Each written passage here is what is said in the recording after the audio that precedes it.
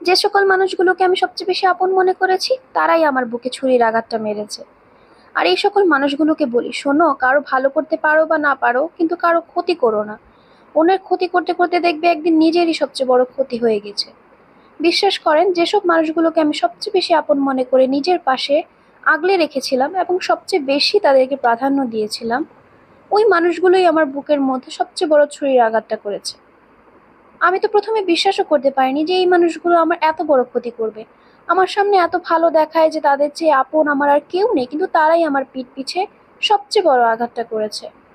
আসসালামু আলাইকুম, সবাই কেমন আছেন? যে যেখান থেকে আমার ভিডিওটা দেখছেন সবাইকে আন্তরিক শুভেচ্ছা ও অভিনন্দন। আমাদের পরিবারে একটা সমস্যা অনেক দিন ধরে হচ্ছিল। আমাদের ফ্যামিলির একজন সদস্য প্রায় অনেক অসুস্থ থাকতো, কিন্তু সেই অসুস্থতার কোনো কারণ খুঁজে পায়নি। যখনই অসুস্থ হতো হসপিটাল নিয়ে যাওয়া হতো, ডাক্তার অনেক টেস্ট করতো আর বলতো রোগীর অসুস্থতার কারণ কোনো রিপোর্টে আসছে না। বাবা খুব টেনশনে পড়ে গেলেন যে রোগী এত অসুস্থ কিন্তু রোগ ধরা পড়ছে না কেন। ডাক্তারও খুব টেনশনে পড়ে গেলেন যে এত টেস্ট করালেন কিন্তু কোনো টেস্টের রিপোর্টে আসছিল না। আমরাও বাসার সবাই খুব টেনশনে পড়ে গেলেন, এখন কিভাবে কি করব কিছু বুঝতে পারছি না।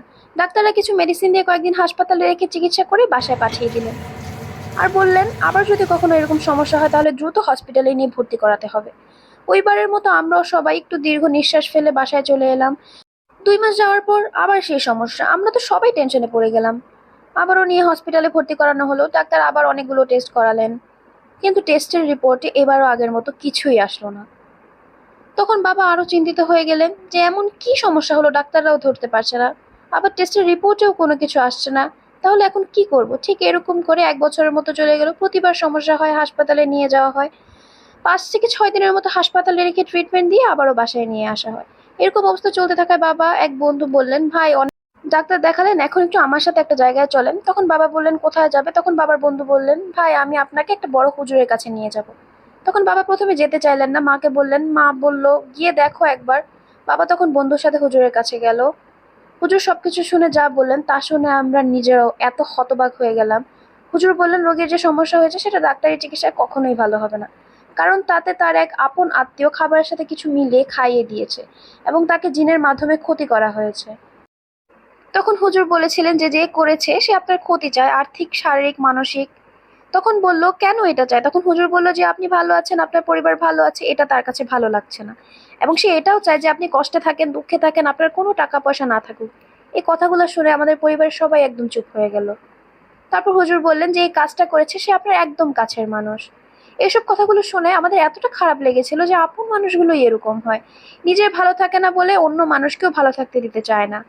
এখন আপনারাই বলুন, এসব মানুষগুলোর সাথে কি করা দরকার? আমাদের পরিবারের সবাই আমরা এই বিষয়টা নিয়ে এখনো খুব চিন্তিত আছি।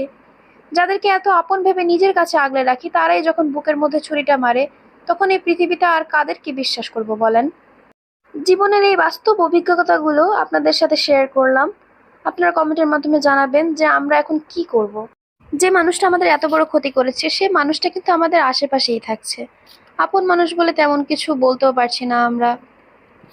এখন এরকম আপন মানুষগুলোর সাথে কি করা উচিত আপনারাই বলেন। এরকম বাস্তব জীবনের বাস্তব কিছু কথা শুনতে আপনাদের ভালো লাগলে আমার চ্যানেলটাকে সাবস্ক্রাইব করে নেবেন। জীবনে এরকম পরিস্থিতিতে পড়বো কখনোই ভাবিনি। এখন একমাত্র আল্লাহ তাআলার উপর ভরসা করে আছি। আপনাদের সকলের মূল্যবান সময়টা দিয়ে আমার ভিডিওটা দেখার জন্য সবাইকে অসংখ্য ধন্যবাদ।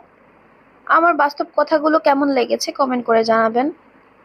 আমার পরবর্তী ভিডিও পাওয়ার জন্য বেল আইকনে টাচ করে দিবেন।